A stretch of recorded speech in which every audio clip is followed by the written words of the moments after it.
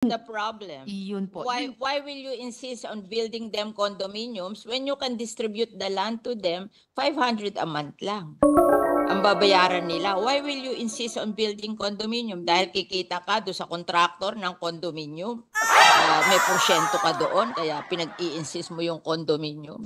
Nakalagay sa mandate nyo to help the poor and the homeless. But the poor and the homeless cannot afford the condominium. Why not distribute the land under the community mortgage program na 500 a month lang? Bakit kasama kontrakto? Ha? Mr. President. Ano yan, negosyo? Na i-deprive ang poor ng mga lupa nila tapos ninegosyohin nyo yung lupa. Oh, no! Ano yun? Ba't may contractor at ano yun, ibebenta? Sabi nila, how are you able to buy? You have to apply sa pag-ibig. And if you're rejected, you are not entitled. Mr. President. The target market is the poor and the homeless, di ba? Of the should. It's not the middle class. Can I get an answer from that? Kasi yung binasang mandate ni Senate Minority Pro Leader, it says that yung mandate nyo is for the homeless and the poor. Yes, Mr. President, good gentlewoman. And that is why sa existing budget ng NHA, meron nga din pong 1 billion pesos para sundin ang utos dun sa Mandamus at isa pang 1 billion pesos para sa housing for victim survivors of calamity. So, total of 2 billion sa NHA budget para pa lang sa dalawang programang yon. That's for the middle class. That's not for the poor.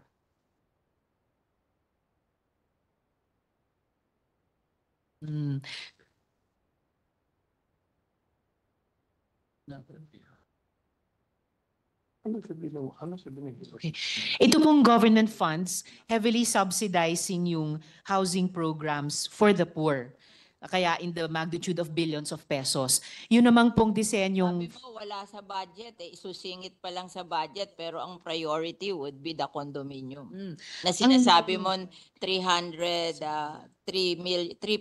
million units by 2028. Yun ang question ko sa DSUD. Bakit pinaprioritize yung middle class when your mandate is to help the poor and the homeless? Yung pong binanggit ko, Mr. President, na mga ipopropose pa lamang ng DSUD na public rental housing at saka yung dalawa pa. Bukod po doon, yung existing na pinagkakagastusan ng GAA ng NHA. Why are you prioritizing the 3.2 million condominium for the middle class when your mandate is to help the poor and the homeless? Dapat yun ang first priority. In fact, that is our problem in Las Piñas. That yung inyong condominium na pinopropose, it's not for the poor and the homeless. It's for the middle class. So why are we providing houses for the middle class? They can buy from others because they can afford it. Our priority should be the poor and the homeless. Kasi sa amin, sa Las Piñas, maraming poor and homeless na informal settler. That should be the priority, how to give them houses. Before kasi, yung aming CNP program, we're just giving land to the poor and the homeless. And they will try to save money to build their homes, better homes in the future. And ang amortization lang noon, 500 pesos a month. So they can afford it. The poor and the homeless, they can afford it. Even the tricycle driver and the mga nagtitinda sa palengke. But now, they are prioritizing condominium. Ang condominium, mahal. It's for the middle class. It's not for the poor. Tapos paaalisin nila doon sa lupa yung poor, lalagyan nila ng condominium. Saan nila dadalhin yung poor? That's our experience in Las Piñas. So I'm telling the secretary what is our experience in Las Piñas. Yes, Mr. President. Nakikinig mabuti ang secretary sa inputs ng ating mga colleagues sa bawat locality natin kasi lahat yan pag pinagsama-sama really give us the national situation sa housing na sinusubukang tugunan ng department. I think what the department is trying to do, Mr. President, good gentlewoman, ay sabay sabay na trabahuin ito Hindi with sabay. government funds, Kasi prioritizing housing for the hirap poor. nakatira doon sa lupa na tatayuan nila ng condominium. Saan dadalhin yung mahihirap na cannot afford the condominium? Mr. President, kahit sa condominium, sinasabi nga po ng DSUD na pati ang condominium ay for the poor as long as may interest subsidy. So sinusubukan po ng department They're telling me mag-innovate it's sa mga 4,000 a programa. month.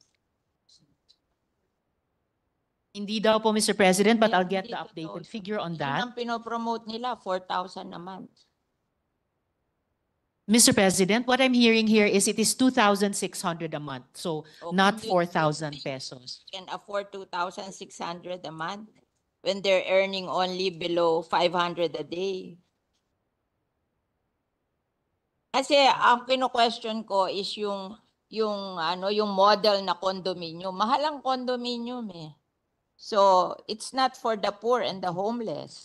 So, Mr. President, sa ini-evolve na programang 4PH ng department, bukod pa po dun sa pinag-uusapan natin kaninang government subsidy, may nauna ng proposal na interest subsidy para dun po sa mga mahihirap na mag-elect tumira dun sa mga condominium na yon or mga medium rise na iyon. At meron din pong proposed na amortization subsidy in partnership sa LGUs. Kasi ang amortization, pag lupa lang ang binigay mo, 500 pesos a month. Yan ang experience namin sa Las Piñas. Now, pag condominium, magkano?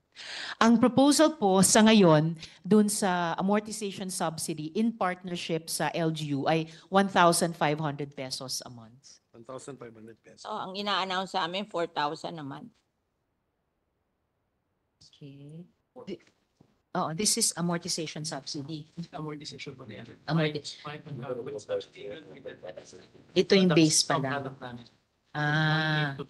Base pa lang ito. Wala pa yung Per month yun, ano? subsidized na. Kasi pagka nag-check yung LGU. 1,000. I just want the should to reconsider their condominium concept for the poor. Kasi parang hindi kaya ng mga mahihirap sa amin. Paalisin sila doon sa lupa na tinitirhan nila, tatayuan ng condominium, hindi naman nila kaya yung condominium, where will they go?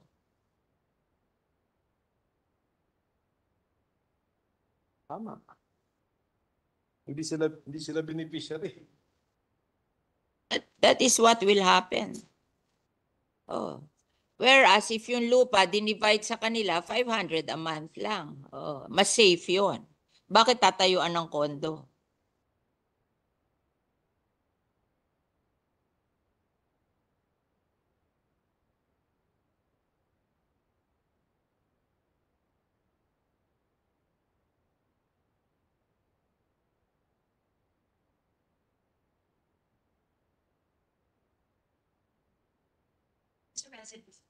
Mr. President, ang sinasabi po ng Secretary ay kahit dun sa mga lupa na sa ngayon tinitirhan ng mga informal settlers, kung dun din magtatayo ng mga halimbawa medium-rise condominium, sila rin mismo ang titira doon. So it's Hindi in nga nila obedience pa rin. ma-afford eh. That's where this comes in, Mr. President, na Ma-afford eh. yun That's yung, the problem. yun po. Why will you insist on building them condominiums when you can distribute the land to them 500 a month lang? Ang babayaran nila. Why will you insist on building condominium? Dahil kikita ka do sa contractor ng condominium na may porsyento ka doon kaya pinag-i-insist mo yung condominium. O Actually- bakit nyo ini-insist ang condominium? Payag naman yung mahihirap na i-distribute na lang yung land sa kanila and that's 500 a month. Mr. President, kung naalala po ng good gentlewoman, last year, sinimulan na nating i-advocate dito sa floor na to at nagbukas ang DSUD doon na yung dinedevelop nila noong 4PH program, wala pa po yung usapin ng government guarantee, ay maging bukas na i-implement in tandem sa mga proven na programa na sinusuportahan natin tulad ng CMP. Promoting that and I don't think that's practical. That That's is why I'm questioning you para mag-isip kayo uli kung tama yung ginagawa nyo kasi nakalagay sa mandate nyo to help the poor and the homeless. But the poor and the homeless cannot afford the condominium. Why not distribute the land under the community mortgage program na 500 a month lang ang ano nila. Ba't ayaw nyo nun? Katulad namin, nitong inyong NHA, ay some of the people na homeless sa amin along the River Drive na hindi naman pwedeng ibigay sa kanila yung easement ng ilog. They are being relocated to Naip.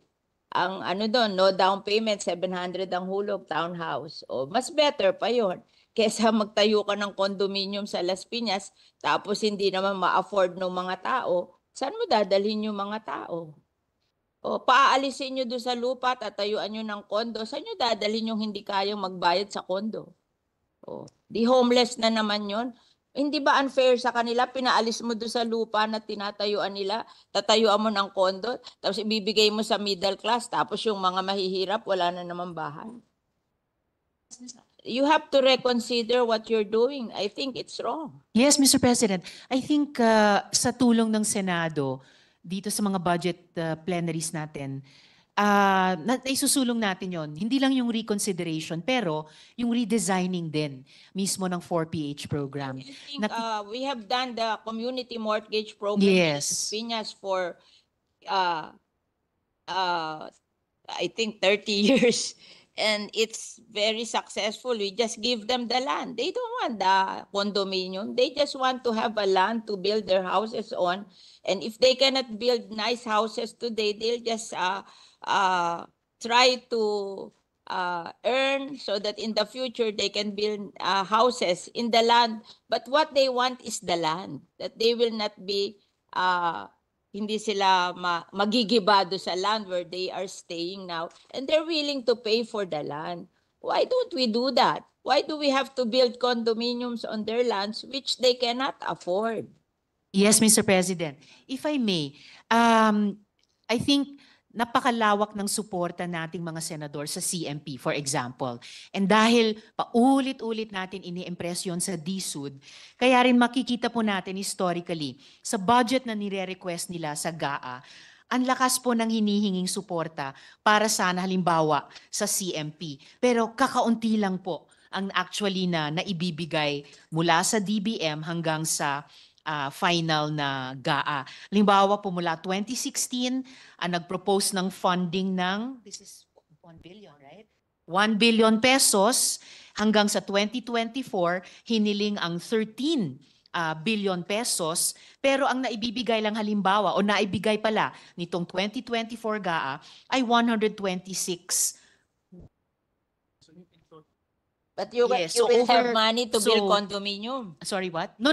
What I'm trying to say, Mr. President, is nagsisimula po tayo dito sa Senado ng paniniwala sa CMP, paniniwala sa GLAD program. Kaya nga't nung unang pinresenta sa atin ng DSUD yung 4PH, itong dalawang programa ang katulad ng ibinangga natin sa 4PH, precisely to say what the good gentlewoman is saying, na hindi pwedeng i-abandona natin yung mga proven successful programs tulad ng CMP para sa isang totally new program. Kailangan yung mga proven, tried and tested components tulad ng CMP, i-sustain natin, and then Yeah, but you can see if new ideas like the 4PH at ngayon may kasamang government guarantee ay pwedeng sama-sama tugunan yung ating housing needs.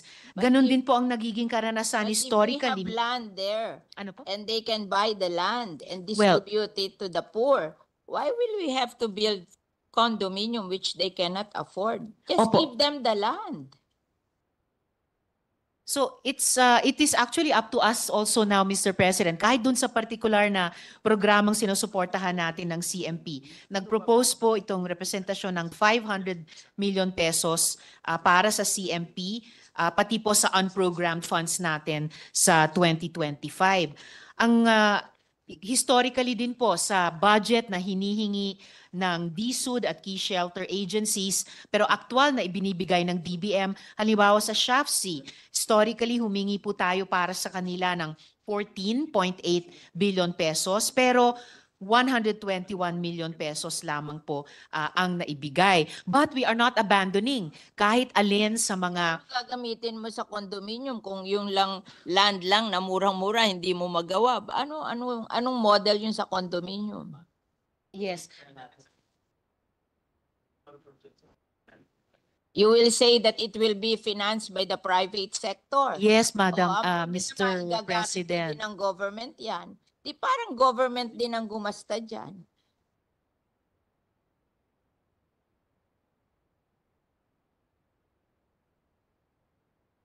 Kasi kami, in Las Piñas, we're very successful sa CMP program. The poor can afford that. Why are we abandoning it at gusto natin tayuan ng condominium when it's more affordable for the poor? Mr. President, if I may make a few more points of record para lang makompleto din itong discussion namin ng good gentlewoman. Ang priority po ng DSUD kasi hindi yung lupa lang. Gusto ng Secretary ay pag bumili ng lupa, magtatayo din po ng bahay in various forms. Yung forms na gusto natin sa CMP, sa GLAD program ng SHAFC, and ang tinetest natin ay kung pwedeng i-complement yan nitong 4PH na may government Okay lang yan, guarantee. condominium kung kanila. Kaso kukunin nila yung lupa ng mga informal settler. Tatayuan nila ng condominium. Where will the informal settler go? Pero They that- cannot afford the condominium. Paaalisin nila doon? Saan nila Hindi dadalhin? po. Hindi po pa. Paaalisin eh. Ganun na ang pinopromote sa amin eh. Mm. This is on the ground. Kaya ako nagsasalita, I'm hearing it in the ground.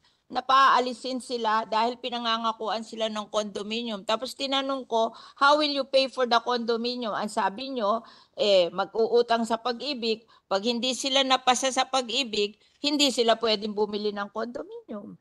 O where will they go? Mr.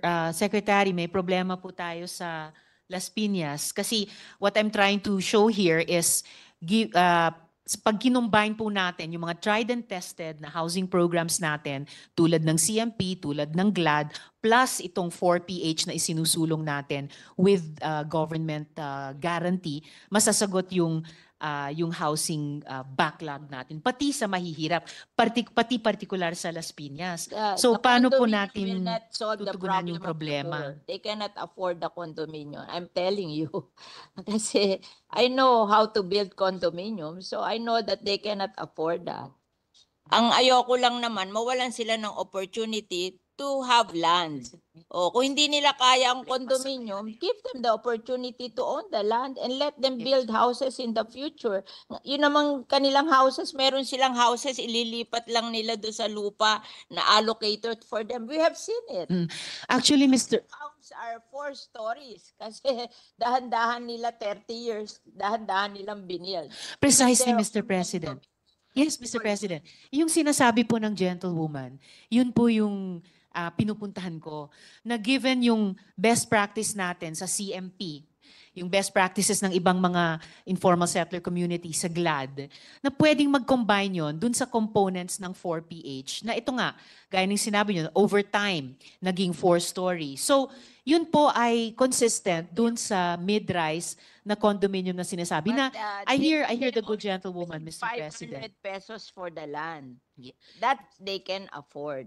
O later on, magsisave sila. Pag lumaki ang anak nila, nakakasave sila, then slowly they build their homes there on the land. But ang sinasabi ko, don't deprive them of the land because you want to build condominium. Yes, Mr. They can't President. afford the condominium. Opo, gaya ng nabanggit ko po kanina sa good gentlewoman, ang konsepto po ng department sa 4PH and with government guarantee ay yung mismong informal settlers na nandun sa isang lupa. Sila ko qualify eh. Kasi wala silang income na gano'n that can afford to pay for the amortization of the condominium. Let's be practical. They cannot afford that. Mga ano lang yan eh, tricycle driver. Mga nagtitinda sa palengke. Hindi naman everyday continuous ang income nila. Wala naman magsa-certify sa income nila, napapasa sa Pag-ibig. Alam mo kung mag-process sa Pag-ibig, there should be a certification of your income. Who will certify for the tricycle driver and the nagtitinda sa palengke? Mr. President, Kami rin, nagpo-process kami sa Pag-ibig. Kami nga, nagda-down pa sa amin ng ang laki-laki, bumabagsak pa rin sa Pag-ibig. Nire-refund namin yung down payment kasi they cannot qualify.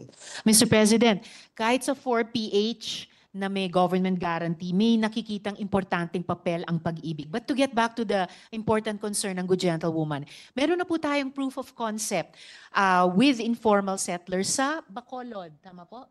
Sa Bacolod. So, I hear what the good gentlewoman is saying, yung problema sa Las Piñas. When there are no homeless or poor people there. Here in Las Piñas, they will remove the homeless and the poor people to build the condominium. Where will the poor and the homeless go? O hindi naman sila ko-qualify dun sa pag-ibig to buy the condominium. How do we solve that? If the good gentlewoman would allow, pwede ko pong i-present yung data dun sa case study, yung best practice na na-establish dun sa Bacolod. Sa Bacolod, okay yun. Yes, of course. Ibig ko lang pong sabihin. Bakit basta ang LGU? Well, actually, Mr. President, yun po yung nabanggit ko sa good gentlewoman kanina. Kaya nga po, The problem is our LGU cannot spend. We only earn 3 billion a year. yes, Mr. President, 55% will go to, marunong ako sa finance eh. Yes. 55% will go to PS and overhead. Di matitira lang 1.2 billion. And that will cover yung health benefit, yung educational benefit, yung pag-support sa mga police, pag-support sa fire department and everything. What will they spare for homes of the poor? Yes, Mr. President. I appreciate po na magkakaiba ang Hindi specific situations on the ground. Because tayo nagkakaiba. Siguro, ang difference lang natin, nakita ko na yan sa Las Piñas. yes, And I Mr. know what happened. Yes, So I'm sharing you. Maybe si Secretary, sanay siya sa private. Ay ako, sanay ako sa tanungin mo ang iyong NHA, ako ang nagre-relocate linggo-linggo sa kanya. Dinadala ko sa NAIC kasi doon sa NAIC, walang down payment, 700 ang hulog. Tingin ko, kayang-kaya yun ang mahihirap. Bakit ayaw gumawa ng programang gano'n na kaya ng mahirap? Bakit pipilitin ng mahihirap mag-condominium which they cannot afford? Yun lang ang question ko. Actually, Mr. Excuse President, me, with all yes. They should give the option to the people what they want.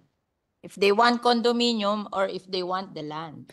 Parehong advocacy natin dyan, good gentlewoman, kahit bilang Sila sponsor. pwede mag-condominium kung hindi kaya. Yes, They Mr. be President. given the option to buy the land. And then yung land na lang. Kasi sa amin, gusto lang nila, kanila yung lupa. And mura lang yon. Oh, give them the option. Don't force them to buy from the condo because many of them cannot afford it. Oh, yun lang ang inaano ko sa inyo that after all, your mandate is to provide for the homeless and the poor. Eh bakit mo po persay mag-condominium yung homeless and poor if they cannot afford it? Oh. Oh. Yes, So, Mr. yung option na yun should not be removed from them kasi gagawin nila, tatanggalin nila yung mga homeless and poor, tapos tatayuan nila ng condominium, tapos hindi naman magkukwalify yung homeless and poor to buy the condo, where will they go? Oh. Yes, Mr. President. 100% nakikiisa ang representasyong ito sa good gentlewoman sa ganyang advokasya. At- na wag nilang bobolahin yung mga Yes. pahihirap na aalis kayo dyan, bibigyan namin kayo ng kondo. Akala nila libre yung kondo, hindi nila alam, babayaran nila yon and they cannot afford it. I know they cannot afford it. Oo. So, give them the option. Sila mamili kung gusto nila, lupa lang ibigay sa kanila o buildan sila ng kondo, di ba? And many of them would prefer na bigyan na lang sila ng lupa and mag-save na lang sila to build houses on the land in the future. Kasi nagawa na sa amin yon. So why are they changing the model? Yun lang ang question ko. Yes, Mr. President, and definitely the model is not being changed. May affirmation po tayo dito na CMP as an option will always be there and will not be abandoned. Nga lang kailangan talaga ng funding mula sa GAA na historically hindi po naibibigay. Pero patuloy po nating ilalaban na laging kasama No. po ang CMP. Uh, Pati po, we yes, Mr. can President. approach government financing institution to buy the land and then the people will pay amortization for the land. Hindi naman kailangan manggaling sa GAA yun eh. If you will arrange that Pag-ibig will buy the land and they will pay amortization to Pag-ibig. Oh, they don't want the land for free. They just want the opportunity to be able to pay amortization on the land. Kasi mas mura yon than condominium. Yun lang naman ang option na binibigay namin. Di naman sila naghahanap ng libre. They're willing to pay the amortization, but you give them a chance. May model na gano'n, na bibili ng Pag-ibig or government financing institution ng land, and then they will pay for it through amortization. And they were even willing to pay down payment. Paano ba ginawa yung NHA na walang down payment tapos 700 ang hulog? May mga ginagawa, inililipat ko yun sa inyo sa naik eh. Di ba that's a better model? Imagine a townhouse and our people from they pay they don't pay down payment, they just pay 700 a month. Tuwan-tuwa sila dun eh. Yes, Mr. President, and actually hindi po nalalayo yung 700 pesos na sinasite ng Good Gentlewoman sa tinatansya din with amortization subsidy na babayaran kahit sa mga low-rise buildings bilang isa, hindi lang yung solong option sa 4PH dahil nga laging nandun pa rin ang CMP, laging nandun pa rin ang GLAD. 4,000. Hindi po, not according to this table ng DSUD. Okay. Kasi Oh, definitely, Good Gentlewoman. Mr. President. Just a point of order, Senator Your Sito, Honor, can you please use the mic so we can hear you? Thank you, Yeah, Mr. just President. protecting the people living on the informal settlers. They are being deceived that they will be given condominium. Akala nila free yon. Sabi ko, mahal yan. So, wag kayo aalis dyan sa lupa kasi pwede namang ibenta sa inyo yan lupa. At yan ang hulugan nyo, mas mura. Oo. Yun lang naman yung option na yun. Kasi paaalisin sila eh. And pagpunta nila sa Las Piñas, kasama pa nila Shopsy. So who are doing that? Mr. President, as I was saying kanina, bukod dun sa Kasama may nila contractor. Yung contractor nagagawa ng building. Bakit kasama contractor? Mr. President, Ano yan, negosyo? Na i-deprive ang poor ng mga lupa nila tapos ninegosyohin nyo yung lupa? Ano yon? But may contractor at ibebenta. Sabi nila, how are you able to buy? You have to apply sa Pag-ibig. And if you're rejected, you are not entitled. Mr. President, as I said earlier, kahit kay Secretary mukhang may problema dun sa Las Piñas, and as in previous years, we should yes, well, it's a good example to gain practical lessons from. So baka kailangan nating tugunan on the ground. Pero gusto ko ring i-make of record na yung binanggit ng Good Gentlewoman na 700 pesos amortization ay hindi na po nalalayo dun sa nakikitang posible ng department with amortization subsidy. Lalo na kung in partnership sa LGU na may 1,000 pesos a month, nagsisimula yung amortization ng informal settler dun sa low-rise building at 800 pesos. And then further, tungkol po sa CMP at sa GLAD, para ipakita, i-make of record na hindi po talaga bibitawan ng DSUD ang CMP, hindi talaga bibitawan ng DSUD ang GLAD, at lalo na dahil tinutulak natin ng Senado sila, patuloy nilang iisipin paano gagawing complementary program. So iso-sustain bilang complementary programs kahit dito sa 4PH with government guarantee. For one, Mr. President, ang stage-wise na land muna ay ang CMP at ang GLAD. Nga lang, hindi yon bahagi ng 4PH pero complementary po siya at taon-taon hihingian pa natin ng GAA support yan. At halos wala ding... Yes, Mr. President? The senators would want you to manifest in writing that the people, the poor and the homeless will have an option to choose whether they want a condominium or a CMP program. Parang Yes, very well taken, Mr. President. The Secretary is very willing to do that to our they want a satisfaction. formal manifestation in writing that the poor and the homeless can choose whether they want a CMP program or a condominium. Oh, okay. So, may option. Yes, Mr. President. Yung paulit-ulit kong minamanifest during this interpellation so far, very willing po ang Secretary to put it in writing. Yung kanilang suporta at patuloy na paghingi ng GAA support para dun sa CMP at GLAD programs na alam nating may track record na tried and tested na mga modelo, Mr. President. Just further for the record, Mr. President, halos wala ding pondo ang CMP sa ngayon except for loan repayments or reflows. And lastly, at this point, Mr. President, kaugnay din ng written commitment na i-accomplish ng Secretary, the Secretary has promised the committee to study the inclusion of GLAD. GLAD starts with just land acquisition. Pag ready na, bahin na. Tuloy mo na.